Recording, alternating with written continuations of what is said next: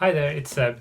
I said I was going to do a Denmark vlog for the next video that I did, but it's October and I finished this book, and that vlog is probably going to take a while to edit. So I thought I should just get on with the spooky vibes and talk about Thornhill by Pam Smy. This is I guess, a graphic novel, which is young adult horror, I suppose, would be a way to classify it. It's more spooky than horror, but it does very interesting things with the horror genre, which really surprised me. I had no idea what I was getting into when I picked this up. It just looked very imposing with its black edges, and like kind of when I opened it, I noticed that there was a lot of pictures without dialogue, and I like that kind of storytelling, very visual storytelling.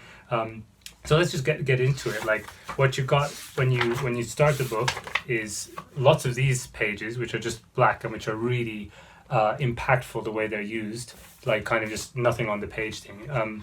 Because I'll show you why. But hang on.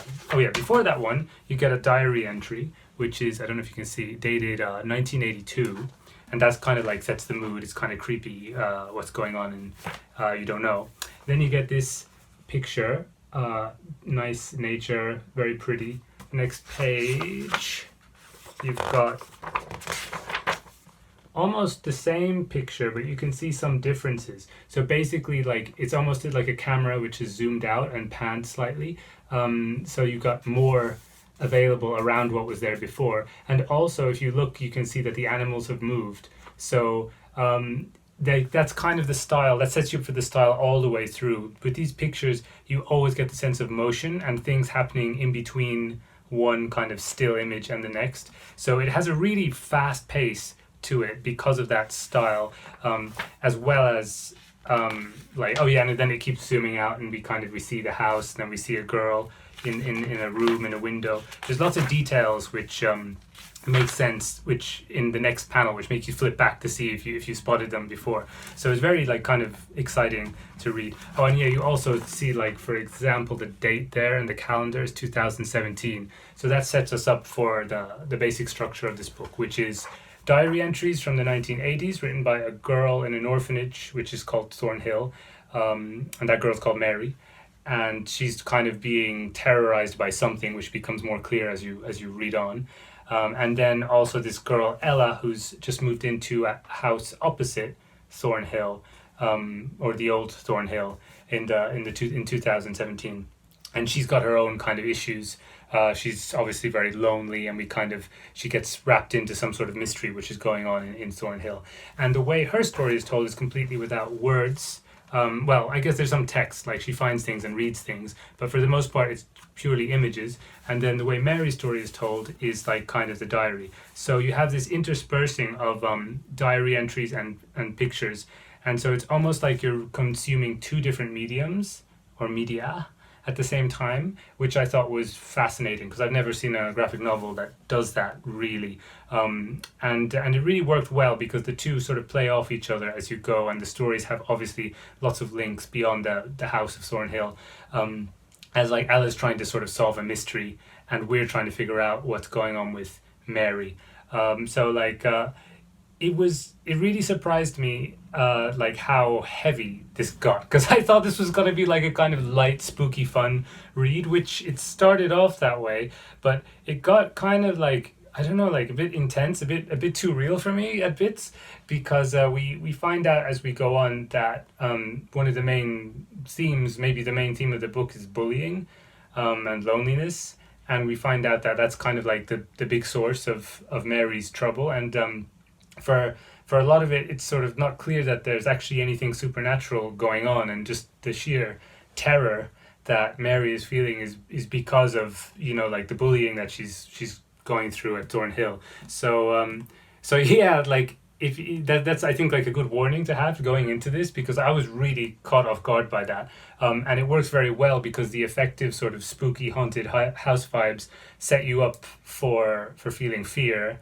and then the fear when it comes is just very realistic, and yeah, like, it caught me off guard, but in a good way, but also like in a quite a, yeah, like, I didn't expect this book to hit me as hard as it did, and I appreciated that while being a little bit shaken, I have to confess, because yeah, it's done very, very well, I think.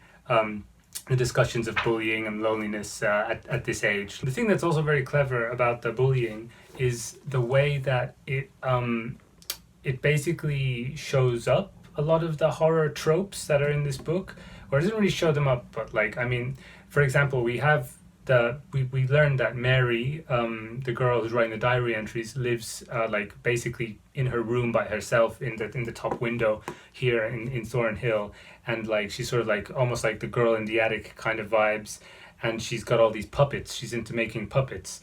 And the more we learn about her, the more we realize that, like in a stereotypical horror story, she would be the monster, and that is basically why her life is miserable, because that's how the other children and even adults at the orphanage view her, as this creepy girl in the attic who makes puppets and doesn't speak. Because we're so firmly like entrenched in her viewpoint, we don't see her as the monster, even though like all the kind of the creepy puppets and stuff like that add to our sense of like unease and dread about stuff that's going to come later on down the line. We feel that kind of affect generated by the tropes of, you know, like the puppets and the house and the stairwells and all the shadows and everything. So we feel all that spookiness, but we also kind of realize that what's really scaring us is like the people there that are treating her as a monster because of those scary things. So it's very complex actually, and done in a really like interesting and thoughtful way, and like I really admired it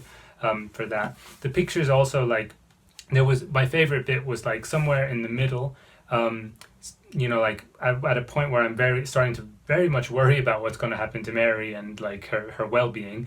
Then we skip to Ella, and something happens in the background of one of the pictures, which I didn't notice immediately, but the second I noticed this detail in the background, which is placed in such a way that you'll notice it, I just caught my breath. It was like a jump scare, although not a jump scare in the way that you turn the page and there's like a big face on it or something. But yeah, it was like a background detail, but because I was sort of like worried about Mary, even though that's back in the 80s, something that happened in Ella's timeline really kind of caught me off guard and freaked me out. So that's what I like. The two strands of this book, the written part and the visual part, really complement each other. And I think I really admire that, like when a book is structured well. I think structure is something in novels that I really admire, and this is particularly well structured because that's like the whole point of the book really, is this kind of double timeline thing, this dual format of reading. And the pictures are they're just really gorgeous. Like there's like, see the dog there, like in the few panels beforehand we saw the dog like in different positions. So obviously Pam Smy, when she's doing the drawings, she always imagines like background animals and people, like which direction they would be going in, and like what they would be thinking and doing, so that in the next one they've moved on a little bit, and sometimes they change their mind and they go in another way, and stuff that doesn't matter for the story but just gives the sense of movement and life, because yeah, the everything is still except for like animals and people, but the animals and people give you a sense of motion, which like it's hard to describe. And also, yeah, some of the backgrounds are just great. Like it's just really gorgeous, and I really like look at that. It's just, I love the storytelling. The storytelling was fantastic. So I don't have that much more to say. I will say the ending was disappointing for me. I'm not going to go into what actually happens, but basically, well, let's just say, how should I put this? I guess the middle section was so strong, and the middle section felt like so real, and that it took me in this like direction that I didn't expect, because it was so like not like, you know, spooky ghost story, fun Halloween Scooby-Doo kind of vibes, that the ending kind of goes that way, in my opinion. Really kind of it didn't match what had come before, so that was a bit of a shame. But overall, like, definitely the main thing in this, I think, is the structure, the way it's put together, the concept. It's not often, I think, that you read a book and the whole concept for how it's put together is something that is like kind of one of your main takeaways from it. So I love that. I love finding new types of books, new ways of reading, right? And I'm really excited to see that Pam Smy does have another novel, and it does seem to follow this exact format. And I just, isn't that so cool if you're like a writer and you decide that you're gonna, make a new type of book basically, and then that's just your thing. I'm just very impressed with that, and I can't wait to read the next one. I'm not sure what it's called. It's not like a sequel to this. I think it's just the same style of like pictures and prose put together in this way. So yeah, those are my thoughts on Thornhill. I've done my best not to go into spoilery detail. Been biting my tongue a bit, especially about the ending stuff. If you've read it or read anything like it, do let me know what you thought, and recommend to me things that you think I might like based on this format, this interesting kind of graphic novel thing. I didn't really mention like the black pages. They work so well because they're like kind of like not really palette cleansers, but they space out the visuals and the writing in a really interesting way. It kind of like adds to the experience that like you kind of get these cuts in time, and you get used to them, and you know what the black means when you get to it. And it's it's just done very well, and I'm really excited to read more by Pam Smy. And yeah, if I find other books like this, I'll be very happy as well. So do recommend me things down in the comments. Otherwise, I will catch you in my next video. Bye bye.